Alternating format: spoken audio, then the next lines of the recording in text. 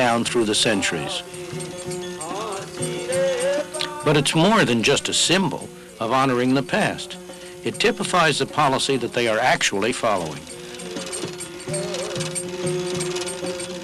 The new government in 1948 decided that India's traditional weaving industry and its workers should be protected from 20th century industrialization.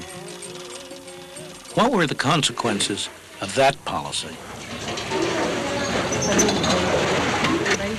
This is India today, 30 years after winning independence. And these are scenes in a very typical Indian community, one of thousands. It's called Anakaputar, and it's about 1,000 miles south of the capital, New Delhi.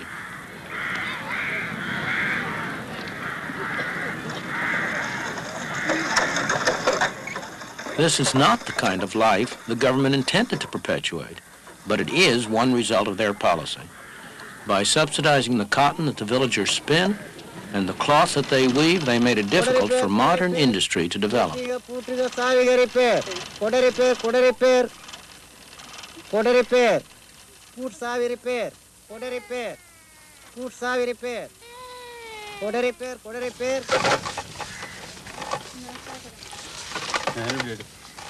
This is sizing. It's an essential technique in cloth production where the yarn is smoothed clean.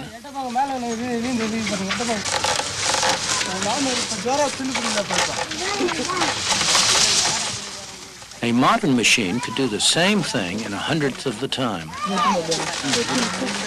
The result of government planning to modernize industry is that the number of handlooms roughly doubled in the first 30 years after India's independence. Today, in thousands of villages throughout India, the sound of handlooms can be heard from early in the morning till late at night. In this village alone, there are more than 3,000 handlooms in operation. Since 1948, 3 generations of villagers have sat at these looms, making cloth with patterns that never vary, using methods that never change. There's nothing wrong with this activity, provided it survives the test of the market, provided it's the way in which these people can use their abilities and their energies most effectively. After all, in Japan, where the government has not specially encouraged the handloom industry, there remains a very small but very productive handloom segment.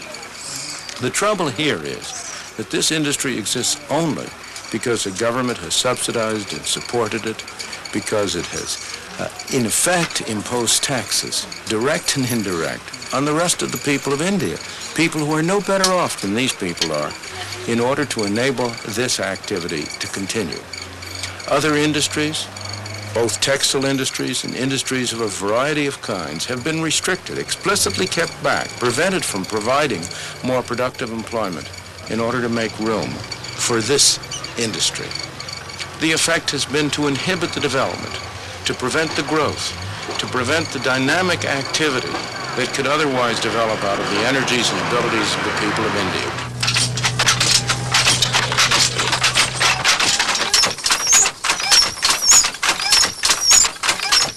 This looks like a factory, but it's also home for the people who work here. When they're not sitting at their looms, they eat and sleep in a corner of this hut.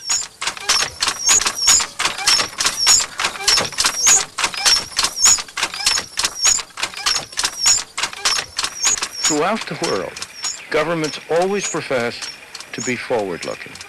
In practice, they are always backward-looking, either protecting the industries that exist or making sure that whatever ventures they have decided to undertake are encouraged and developed. This occurs at the expense of the kind of healthy development of new, dynamic, adaptive industries that would surely occur if the market were allowed to operate freely. If it were allowed to separate out the unsuccessful ventures from the successful ones, discouraging the unsuccessful and encouraging the successful.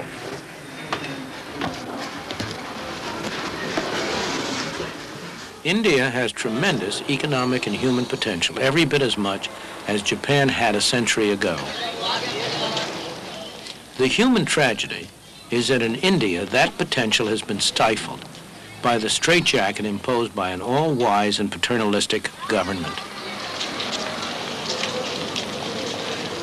Central planning in practice has condemned India's masses to poverty and misery.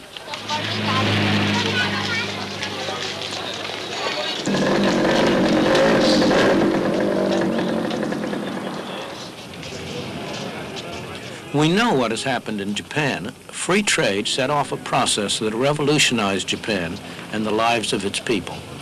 Improvements in material well-being went hand in hand with the elimination of the rigid social structure of a century ago. It's no accident. As always, economic freedom promotes human freedom. And in the meantime, what has happened to the Japanese weaving industry?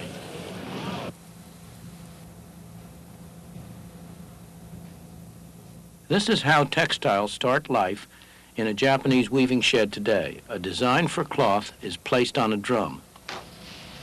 As it revolves, it is scanned by an electric eye.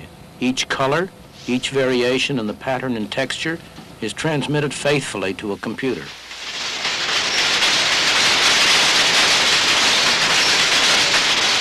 It's all that the modern loom of Japan requires.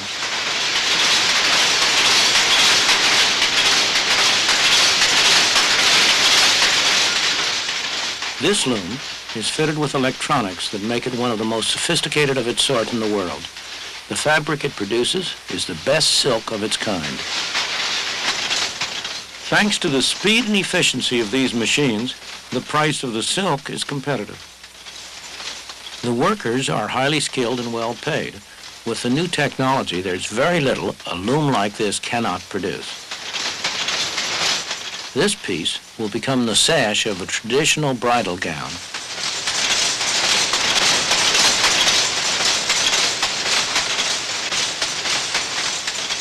These are machine-made products, but by any standards, they are beautiful. They can stand comparison with the very finest work of the hand loom. And it's not merely the end product itself that's remarkable. The sophisticated technology which was developed to make all this possible has been adapted to other processes, part of the self-generating development under free enterprise. And it all stems from an ancient traditional industry, weaving, that imported a new method for controlling its looms when Japan turned to free trade more than a century ago. Yet, believe it or not, many still maintain today that markets cannot be left to operate freely, that they must be controlled by government. This dockside is in Scotland. A British government, a socialist government, decided that its role was to protect the workers here from competition. So down there in Govan shipyards, they're building these vessels for the Polish government. To get the order, the British government is using the money of British taxpayers to subsidize the work. In other words, British people are making these ships in order to sell them at a loss to the Poles. Not only the Poles, but also we in America benefit from this kind of philanthropy. The steel industry in the United States makes a fine product. Other countries do too. And their steel is often cheaper, sometimes because their taxpayers subsidize it. So why shouldn't the American consumer buy steel wherever he can get it cheapest, at home or abroad? The American steel industry works very hard trying to persuade us that it's not in our self-interest to buy in the cheapest market. They urge the government to restrict what they call unfair competition, though of course they recognize that there are dangers in this.